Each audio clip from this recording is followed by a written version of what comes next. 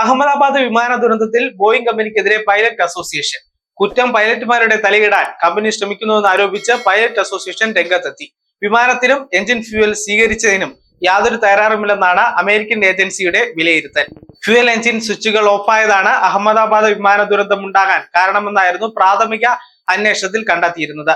ഇത് സൂചിപ്പിക്കുന്ന തരത്തിലുള്ള പൈലറ്റുമാരുടെ ചില സംഭാഷണ ശകലങ്ങളും പുറത്തു വന്നിരുന്നു. ഫ്യൂവൽ ലോക്കിംഗ് സിസ്റ്റം എല്ലാ ബോയിംഗ് വിമാനങ്ങൾക്കും ഒരുപോലെ തന്നെയാണെന്നും ഇവ വളരെ സുരക്ഷിതമായാണ് തെളിയിക്കപ്പെടുന്നതെന്നും അമേരിക്കൻ ഏജൻസി FAA വിശദീകരിച്ചു. വിമാന അപകടത്തിന്റെ കാരണം സംബന്ധിച്ച പ്രാഥമിക അന്വേഷണ റിപ്പോർട്ട് പുറത്തു വന്ന ഘട്ടത്തിൽ തന്നെ റിപ്പോർട്ടിനെതിരെ പൈലറ്റുമാരുടെ സംഘടന വിമർശനം ഉയർത്തിയിരുന്നു.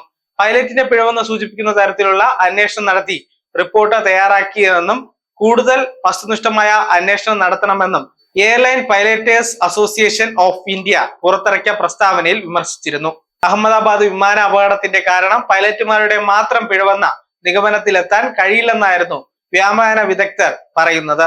സ്വിച്ചുകൾക്ക് ഇരുവശവും സംരക്ഷണ ബ്രാക്കറ്റുകൾ ഉള്ളതിനാൽ അബദ്ധത്തിൽ കൈതട്ടി സ്വിച്ച് ഓഫാകാനുള്ള സാധ്യതയില്ല.